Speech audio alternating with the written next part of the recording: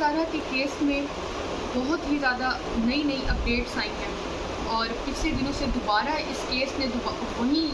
Hype اپنی پکڑ لی ہے جو پہلے اس کیس کو بہت ہی زیادہ پذیرائی مل گئی تھی۔ اب پہلے بھی یہ میڈیا میں ان تھا کافی اور ٹاک آف دا ٹاؤن بنا ہوا تھا، اور اب دوبارہ سے ویسے ہی ہے جب سے دعا زہرا نے عدالت میں جا کے اپنا بیان ریکارڈ کرایا ہے۔ اب دعا زہرا نے بہت ہی خوفناک انکشاف کیے ہیں۔ اس نے بتایا کہ کس طرح سے وہ کراچی سے لاہور گئی، کس طرح سے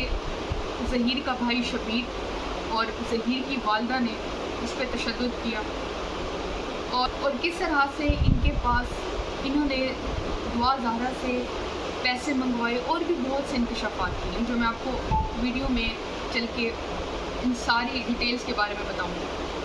اب میں آپ کو بتانا شروع کروں یہاں سے کہ دعا زہرا نے تقریباً کچھ دن پہلے، ہفتہ پہلے ہی میرے خیال سے عدالت میں اپنا بیان ریکارڈ کرایا۔ پہلے تو ان کا یہ موقف تھا کہ یہ بالکل بھی دعا زہرا ان کے خلاف بیان نہیں دے گی، لیکن آخرکار دعا زہرا نے ان کے خلاف بیان دیا، اور جو بیان دیا ہے وہ اس نے حیرت انگیز اور خوفناک انکشاف بھی کیے ہیں۔ اس معاملے کو شروع سے ہی کافی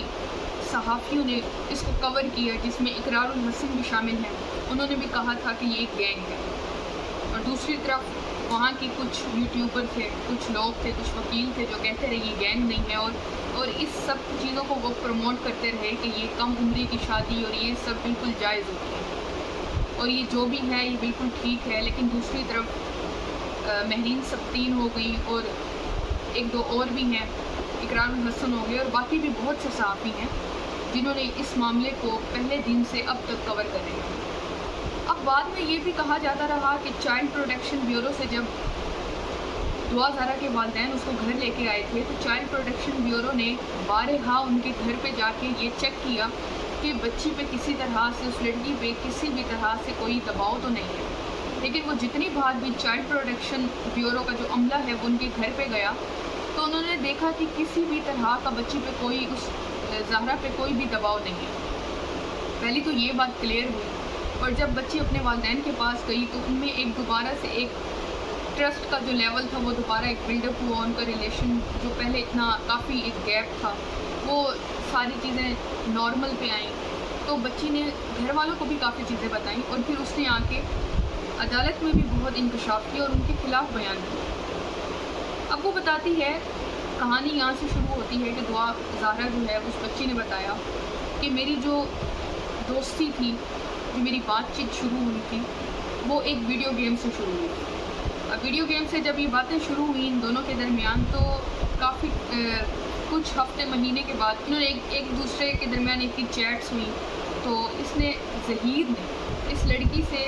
اس کی نازیبا تصویر بھیجنے کو کہا، لیکن اس لڑکی نے منع کر دیا تھا۔ اس کے بعد اس نے ڈرانا دھمکانا شروع کر دیا کہ اگر تم مجھے اپنی تصاویر نہیں بھیجو گی یا مجھ سے بات نہیں کرو گی، کیونکہ جب اس نے اس طرح کا مطالبہ کیا تو دعا زہرا نے صاف منع کر دیا کہ وہ آج کے بعد میں تم سے بات نہیں کروں گی۔ تو اس نے اس کو بلیک میل کیا کہ اگر تم نے میرے سے بات کرنا بند کر دی تو میں جتنی بھی ہماری چیٹس ہیں، جتنی ہمارے میں رابطے ہوئے ہیں، وہ میں تمہارے والدین کو، تمہارے گھر والوں کو دکھا دوں گا۔ اب وہ لڑکی تھی وہ کافی ڈر سہم گئی، اس نے کہا کہ ٹھیک ہے، دوبارہ اس نے بات چیت کرنا شروع کر دی۔ اچھا، اس نے دوبارہ بعد میں یہ کرنا شروع کیا، اس نے کہا کہ تم ایک کام کرو، اپنے گھر والوں کو مناؤ کہ تم مجھ سے شادی کرنا چاہتی ہو۔ اس نے لڑکی دعا زہرا نے ظہیر کو آگے سے جواب دیا کہ میرے والدین ہرگز نہیں مانیں گے، اور خیر ان میں یہ ساری کنورسیشن ہوتی رہی۔ بعد میں ظہیر نے مطالبہ کرنا شروع کیا کہ تم اچھا ایک کام کرو، مجھے اپنے والدین کی CNIC کی کاپیز اور اپنا برتھ سرٹیفکیٹ بھی اور باقی بھی کیش وغیرہ جتنا بھی تمہارے پاس ہے وہ مجھے لا کے دو۔ تو اس طرح سے بھی اس نے کافی ٹال مٹول کی اور کافی منع کرتی رہی، لیکن یہ اس کو پوری طرح سے بلیک میل کرتا رہا کہ میں تمہاری چیٹس تمہارے گھر دکھا دوں گا، اور تمہارے گھر آ کے میں ایون اس نے یہ تک بھی اس کو دھمکانا شروع کی کہ میں تمہارے والدین کو بھی قتل کر دوں گا، تمہیں بھی، اور پھر بعد میں خود کو بھی۔ اس نے پوری طرح سے اس بچی کو ہیراس کیا۔ اچھا، اب یہ سارا معاملہ چلتا رہا، پھر رمضان شروع ہوا۔ یہ بچی تقریباً میرے خیال سے 16 اپریل کو اغوا ہوئی تھی، پچھلے سال رمضان کے مہینے میں ہی۔ تو اس میں اس نے یہ بتایا کہ جب میری اس سے کنورسیشن ہوتی رہی، اس نے پھر یوں کیا کہ جب یہ CNIC اور یہ پیسے وغیرہ کا ڈیمانڈ کر رہا تھا تو اس لڑکی نے اس سے پوچھا کہ تم ان ساری چیزوں کا کیا کرو گے، CNIC منگوا رہے ہو، میرا برتھ سرٹیفکیٹ منگوا رہے ہو.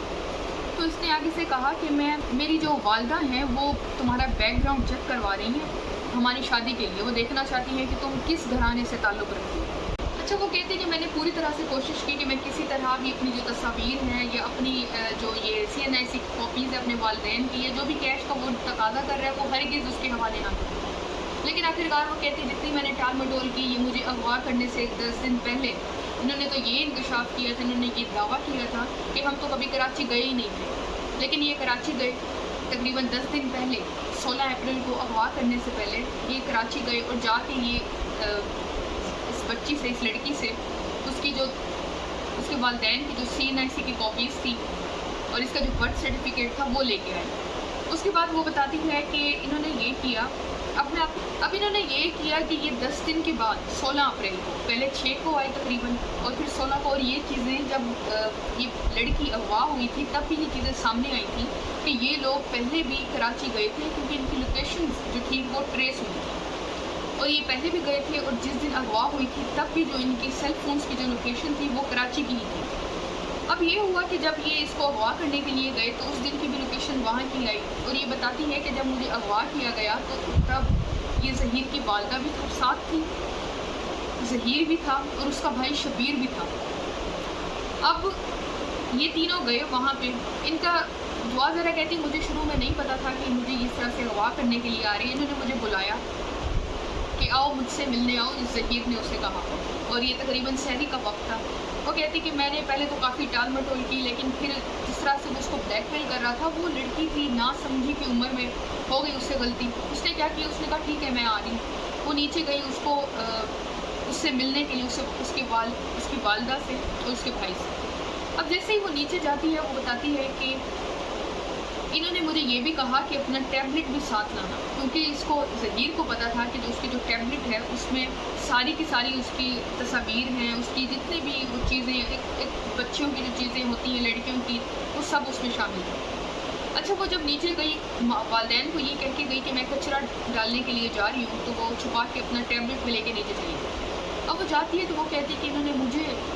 زور دینا شروع کر دیا کہ تم ہمارے ساتھ چلو، اور شبیر نے بھی مجھے ڈرانا دھمکانا شروع کر دیا، اس نے بھی مجھے بلیک میل کرنا شروع کر دیا. اچھا، انہوں نے وہ کہتی کہ رکشہ کیا، یہ جس طرح سے باتیں کر رہے تھے کہ وہ کار کر کے لاہور پہنچی تھی، وہ کہتی ایسا کچھ بھی نہیں تھا، انہوں نے ایک نہیں کتنے رکشے تبدیل کیے. اچھا، یہ رکشے میں بیٹھے، وہاں سے وہ کہتی کہ مجھے دوسری جگہ لے کے گئے، یہ پورے شہر گھومتے رہے، اور انہوں نے ایک رکشہ نہیں کافی رکشے تبدیل کیے. اور وہ کہتی آگے ظہیر بیٹھا، درمیان میں ان لوگوں نے مجھے بٹھایا، ساتھ میں شبیر اور اس کی والدہ بیٹھی. اچھا، یہ لوگ لے کے گئے اس کو، اور بار بار شبیر کال پہ یہی کہے جا رہا تھا کہ ہم مزید کراچی نہیں رک سکتے، اور اس طرح کی کسی سے وہ بات کر رہا تھا. پھر یہ اس کو کافی رکشے تبدیل کرتے کرتے، کافی ٹیکسی تبدیل کرتے کرتے یہ آخرکار لاہور پہنچے، اور ان کو پتہ چل چکا تھا کہ جس طرح سے یہ معاملہ بہت ہی زیادہ سوشل میڈیا پہ ہائپ کریٹ اس نے کر دی تھی، جب اس کے والدین نے آ کے دعویٰ کیا کہ ہماری بچی کو اغوا کر لیا گیا، تو یہ اور زیادہ پینک ہو گئی. اور میں آپ کو یہ بتاؤں کہ یہ ایک سارا گینگ ہوتا ہے، یہ صرف ایک واقعہ نہیں ہے، یہ صرف چند واقعات ہیں جو رپورٹ ہو چکے ہیں. ایسے ہزاروں واقعات ہیں جس میں یہی کیا جاتا ہے کہ بچیوں کو محبت کے جھانسے میں پھنسایا جاتا ہے، پھر ان سے شادی کی جاتی ہے ان کو بھگا کے، اور بعد میں ان کو بیچ دیا جاتا ہے. اور یہ عام ہے، یہ چیزیں، یہ ہیومن ٹریفکنگ ہے، اور پاکستان کا یہ پوری دنیا میں چلتی ہے. یہ لوگ لے کے جاتے ہیں، یہ عرب کنٹریز میں باقی ممالک میں جا کے ان کو بیچ دیتے ہیں. اور اس میں گزشتہ دنوں فیصل قریشی نے اپنے ایک رمضان ٹرانسمیشن ان کی چل رہی ہے، اس میں بیٹھ کے بات بھی کی تھی ان ساری چیزوں پہ، اور تب سے ان کو بھی کافی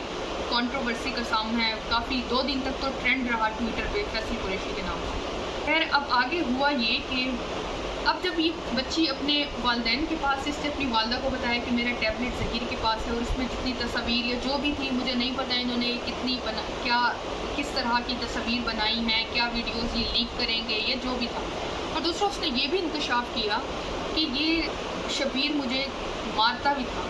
یہ لوگ جب اس بچی کے انٹرویوز کراتے تھے تو اس کو یہ ایک سلپ ایک پیج ٹائپ پکڑا دیتے تھے کہ تم نے یہ لائنز یاد کرنی ہے اور تب ہم تمہاری ویڈیو بنا کے اس کو اپلوڈ کریں گے تاکہ ہم یہ باہر یہ تاثر دے سکیں کہ تم بالکل اپنی مرضی سے آئی ہو ہمارے پاس اور ہم تمہیں اغوا کر کے نہیں لیتے ہیں۔ یہ لڑکی بتاتی ہے کہ جب کبھی مجھے یہ لائنز اگر یاد نہیں ہوتی تھیں یا کسی بھی طرح کی اگر میں تھوڑی وہ کرتی تھی تو یہ مجھے شبیر بھی مارتا تھا اور ظہیر مجھے کافی ڈراتا دھمکاتا تھا، اور جو اس کی والدہ تھی وہ بھی کافی سختی سے پیش آتی تھی میرے ساتھ۔ خیر یہ تھی ساری اب تک کی جو اپڈیٹ تھی، مزید اس کیس میں اور بھی حیرت انگیز انکشافات ہوں گے جو یہ بچی کر رہی ہے، اور ہو سکتا ہے کہ آنے والے دنوں میں شاید یہ خود بھی کچھ انٹرویوز دے، لیکن ابھی فی الحال اس پہ اس کے لیگل ٹیم کی طرف سے پابندی ہے کچھ کہ یہ بچی ابھی کوئی انٹرویوز نہ دے کیونکہ جو ان کا کیس چل رہا ہے اس پہ اثر پڑ سکتا ہے۔ اپنا خیال رکھیے گا، کامنٹ سیکشن میں اپنی رائے کا اظہار لازمی کیجیے گا۔ اگر ابھی تک بھی آپ نے چینل کو سبسکرائب نہیں کیا تو چینل کو لازمی سبسکرائب کر لیں۔ اللہ حافظ۔